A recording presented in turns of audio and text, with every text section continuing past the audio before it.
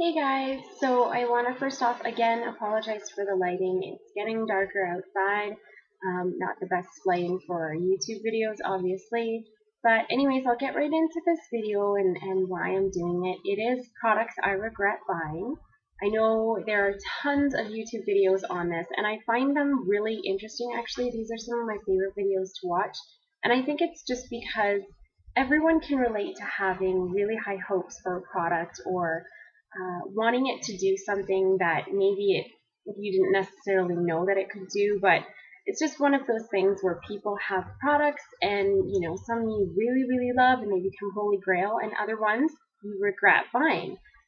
For myself, I sometimes even return those products depending on how much I regret buying them or how badly they didn't work.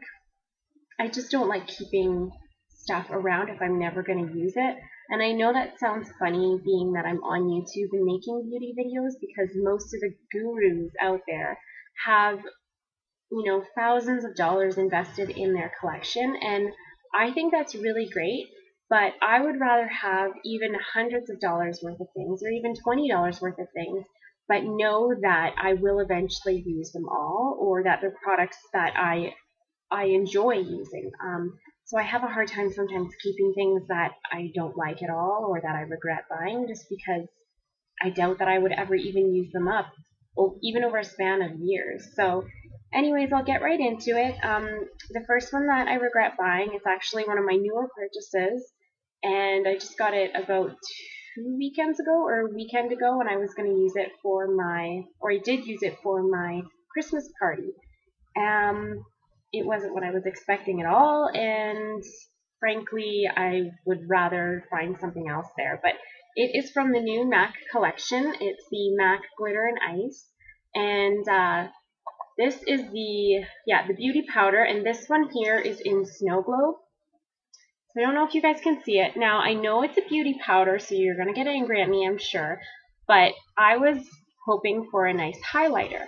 So when I talked to the MAC sales assistant, she basically said, yes, this is great as a highlighter. It's just great to add a little bit of shimmer to your face, so you don't have to necessarily use it in the places where you would use a highlighter, like right around here, but you can actually use it all over as well, too, for just a nice shimmer effect. So she puts them on me in the store, and it actually looked quite nice. I think their lights are really great, so that's probably why I could see it easier. But pretty much as soon as I got home and I put it on for my Christmas party, I couldn't see anything. I literally had to use tons and tons of the powder and put it on my highlighting areas, and it barely added any shimmer to it. I was thinking, maybe I could use this as a base for an eyeshadow, so I might just do that and, use it as like a shimmer base like someone would do with the primer potion. I believe it's Eden that has a little bit of shimmer in it. But I don't even know if I'm going to use it for that. This may kind of sit around because it's not a highlighter at all. It's pretty close to my skin tone, and it looks like I was putting nothing on my face. So I wasn't impressed with that. I think I paid $26. I don't remember how much I paid. If you guys really want to know, I can look it up for you, but I wasn't impressed. I'll keep it, but not really impressed. I do love the packaging, though. I mean, how sleek and sophisticated is that?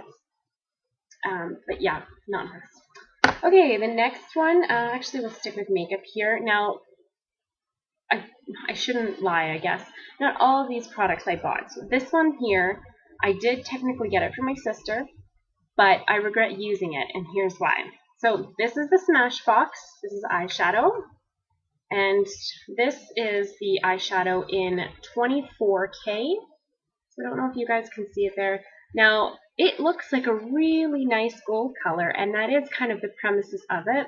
Here, I'll see if you guys can see it a little bit better there. So it looks really nice and gold, but what you can't see, what the lighting's not really showing you, is it has an actual really strong orange base to it. So I tried it out a couple of times, and I wanted to wear it at work, so I used this as kind of a contour. I used this as kind of a contour, and I put it a little bit over the base as well, too. And I ended up getting so many comments asking if I was feeling all right, and people asking why my eyes were so red, and for some reason, it made my eyes look really red and irritated, and it was not a good color for me, I guess. I like gold colors for myself. I know that I'm more cool tone with my skin, but I find that gold colors overall look quite nice because of my hair and everything too. But this one was so orange, I just cannot pull off anything that has any orange or even some copper colors as well too. I don't know why, but yeah. So anyways, I tried it out again another day when I was going shopping, and it was the same thing. Like, I've got comments saying, like, oh, that's a nice eyeshadow, and I could tell, it was from one lady in particular in the store, and I could tell that it was a kind of, a backhanded compliment. Like, she knew that, that it didn't look necessarily right, so they say, oh, that's different, or, do you know what I mean? So I knew that she was obviously not jiving the color at all. And I've never had people really comment on my eyeshadow colors before, other than, oh, that's a nice look, or whatever. I don't get lots of, compliments on my makeup, and I'm fine with that. It's what I do for fun. But, yeah, I actually got lots of people saying that this didn't look right on me, so I regret using that, and I probably haven't touched this in 6 months, maybe more. So I guess I should throw it away. Like, I don't want it. The next product is kind of a skincare, basically a skincare item. It's the LUSH Grease Lightening. I don't know if you guys can see it here. They say that this is, well, first off, strangely enough, it says on the package Tea Tree Cleanser, but this is not a cleanser at all. The lady at LUSH told me that this is like a spot treatment, and I've always wanted to try LUSH skincare, and after a silly episode of me leaving my LUSH bag in a LUSH and not being able to go back for it, I've kind of never bought skincare from there. So I bought this one day actually when I was out by the mountains where I live, and they had a LUSH store in one of the kind of touristy towns. So I picked this up, and I was actually going through a really bad breakout along my chin area. So it was like, just all along my chin, and I thought this wouldn't be bad to have a nice spot treatment. And of course, LUSH is all natural. It's really great. Well, this broke me out really bad. It did nothing for the breakouts that I already had, like for the spots that I had. And it's this weird gel texture, so even if you did it as a spot treatment, I mean, something like this, it would take you ages to go through, which is really economical and great. But what's the point in having a product like this that's so thin and such a gel-like consistency that it doesn't even really stay over spots? So I find this a very strange product. It's labeled something that it's not, which I find strange, because a spot treatment and a cleanser are two very, very different things. But it just has a strange consistency, and to top it off, it broke me out. So automatically, this is a product that I don't like using. It's very funny and strange, but because I know a lot about herbs and stuff, I know that there's a lot of herbs and things in here that actually help heal skin. So what I use this for, and what I kind of keep it around for, is if I get any cuts, or in the summer it would be okay for bug bites, things where you just want to be able to put it on a general area of your skin and then let it sit, and the skin will kind of heal over time. So I definitely recommend it for that, but I bought it for a specific purpose, and it did everything but that. So I don't like this at all, and I probably won't be trying too many LUSH skincare products. This one's the same way as the other ones, but they all really, really smell, and they're strong too. So I'm sure you guys have walked past a LUSH store, and maybe some of you really love the smell, but I know some of them, if I'm in there for more than 10 minutes, I get a raging headache. So I don't know, maybe that's just me and I'm too sensitive. The second product, I actually just watched a video today about it, and a person raving about how much she loved this product. I hate it. I hate it so much. It's the Rimmel Fix and Perfect Makeup Primer. This was cheap. That's about the only thing that it had going for it. It's a very thin consistency. I do actually like the package, I must admit. It is really cute, but it is a very thin consistency. I can get any out here. So it comes out white like that, and actually that's a lot. But you just need kind of the tiniest amount, and it just kind of blends into the skin and goes away. So that's, everyone's saying that's what a primer should be. Well, that's great, but it did nothing. It was like rubbing water on my face. It didn't prime anything. It didn't smooth anything over. It didn't stop my oil from showing through by about 2, 3 o'clock during the day. It is very smooth. It feels like how other primers do, but it made no difference whatsoever in my skin. And I have an issue with, of course, acne-prone skin. It made my skin break out. So I used it in my nose area for the oil, and then I used it along my chin and kind of on my cheeks where I have a lot of scarring, just because I want to find something where I can even out my skin. That's been a huge issue of mine for even years now, where I want it to be nice and smooth. So I thought that that would help with it, and primers kind of give your skin a more flawless finish. Well, I ended up breaking out around all of those areas where I put it on, and for me, I never get breakouts like, where is it? You can see I have a spot right there, which is really annoying me. But I never break out along my nose area. Actually, right here in my chin area, I never break out.